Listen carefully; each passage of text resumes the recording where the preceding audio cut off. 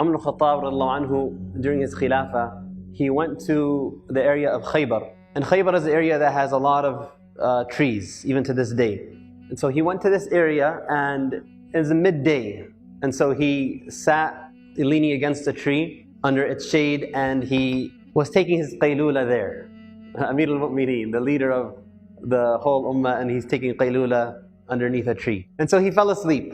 And a woman from the Arab was in the area and saw amongst all of the people, she saw Umar al-Khattab anhu sitting down, not knowing who he is. And so the narration says she comes to him, فَمَسَّتْ قَدَمَهُ. She tried to wake him up by touching his feet. So Umar al-Khattab wakes up and he sees this lady, and so he says, مَا لَكِ مَا حَاجَتُكِ يَا أَمَةَ اللَّهِ. Like, what's going on? What's your need, O servant of Allah? And so she responds by first saying, تَوَسَّمْتُ فِيكَ الْخَيْرِ. That of all the people that I've seen, I see some goodness in your face. He's asleep, and she still sees goodness in his face. So she says, I see something good in you. And she says that Amir al-Mu'mineen, again not knowing this is Amir al-Mu'mineen she's speaking with, sent to us, she's from out of town. And she says, she sent to us last year Muhammad ibn Maslama to collect the money from the rich and to give it to the poor, to collect the zakat and distribute it to the people of that area. And she says that, but he didn't give me anything. وَأَنَا إِمْرَأَةٌ مُؤْتِمَةٌ. She says, and I'm a woman who takes care of orphans, but he didn't give me anything. And so she says, the news has reached us that Amir al-Mu'mineen is again sending the same man, Muhammad ibn Maslama, to our area again to collect the zakat and give it again. And so I'm afraid I'm not going to get the zakat a second time in a row, you know. So she says, this is where she said at the beginning, تَوَسَّمْتُ فِيكَ الْخَيْرِ. I see some goodness in you. She's saying, so can you come with me to Muhammad ibn Maslama? Come with me to him and let's talk to him. So that way, inshallah, when he comes in the coming year, he'll make sure he doesn't leave me out, right? So Umar al-Khattab, his servant boy was next to him. His name was Yarqa. And so he tells Yarqa, go to Muhammad ibn Maslama and call him to us. And so the woman, she kind of got startled by that. And she says, إِنِّي لَمْ أُرِدْ هَذَا. Like, this is not what I intended. I wanted you to come with me, we go to him. Like, if I'm asking for a favor, like, it looks bad if I'm telling him to come to me, right? So she says, let's go together. And Umar al-Khattab says, it's okay. If he doesn't come to us, we'll go to him. So Yarqa goes to Muhammad ibn Maslama and he tells him, Amir al-Mu'mineen yad'uk. So the narration says, فَاسْتَنْكَرَ هَذَا. He didn't like that. Like, he knew at this time, the midday, if Umar al-Khattab is calling you, it's because of an issue.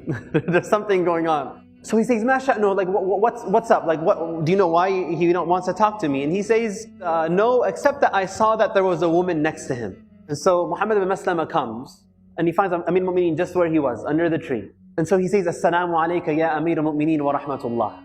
Assalamu alayka ya Amir al-Mu'mineen wa rahmatullah. He greets him with the greeting of salam, but he says Amir al-Mu'mineen, and who's there listening?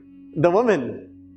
So when she heard Amir al-Mu'mineen, the narration says, فَاسْتَحْيَتْ وَجَمَعَتْ عَلَيْهَا ثِيَابَهَا. It's like, let's say you go to talk to somebody, your shirt's kind of like untugged and you're unbuttoned and whatnot. So when she realized she's in front of Amir al-Mu'mineen himself, she kind of like fixed everything up and took a step back. And so then Amir al-Mu'mineen begins addressing Muhammad ibn Maslama. And he says, أَتَدْرِي كَيْفَ كُنَّا وَأَنْتُمْ قَبْلَ الْإِسْلَامِ. Do you know how we and you were before Islam? And Muhammad ibn Maslama, he knows he's in trouble. He says, Ya Amir al-Mu'mineen, la ta'jal alay. Oh Amir al-Mu'mineen, don't rush to judgment. And then he says, كُنَّا أَكَلَةَ رَأْسٍ وَالْأَعْرَبُ جَمِيعًا عَدَاؤُنَا. We were a very small number and we were poor and all of the Arabs around us were enemies to us. And he says, Ya Amir al-Mu'mineen, la ta'jal alay. Oh Amir al-Mu'mineen, don't rush to judgment. Just give me a chance. And he says, and I sent you last year to collect the money from the rich and to give to the poor, and you didn't give this woman anything? And then he says, Amir al-Mu'mineen, if that's the case, let me tell you something. It was not intentional. Either أخطأتها, I missed her, I just messed up, or maybe she didn't even come to me in the time when I was there. But it wasn't intentional. Umar al-Khattab anhu tells him, then in the coming year, this year when you are going to go there, make sure you give her the zakah from last year and the zakah from this year as well. And then he tells the woman, Ilhaqi ila Khaybar, go to Khaybar and we will amur laki, I am going to give you as well something now to go back to where you came from. So this narration is very interesting, but there's just a couple points I wanted to mention from it. And the first is the mercy and the lutf of Allah. The mercy of Allah. I mean, this woman is in a land she doesn't know anyone in. And from all the people she could have went to ask for help, who did Allah guide her to? Amir al-Mu'mineen. And the mercy of Allah, not just to her, but to the orphans she's taking care of, that they are now being provided for. The mercy and lutf of Allah to Umar anhu himself. Now why is it mercy to Umar? He's trying to take a nap and his nap is disturbed and now he has to deal with this issue. One day he gets a little bit of rest. He's a leader of the believers. Allah subhanahu wa ta'ala didn't want for Umar al-Khattab on the day of judgment to come and meet him and there is a complaint that someone has against him. So Allah brought this woman to Umar while he is asleep so that he could take care of her affair and not have this responsibility on his shoulders on the day of judgment. SubhanAllah. And it brings a question. When you and I are presented with issues of somebody in need, somebody who requires something, somebody who asks some assistance, do we look at it as an annoyance or as an opportunity? The spirit of a believer, when these opportunities come, how do we look at them?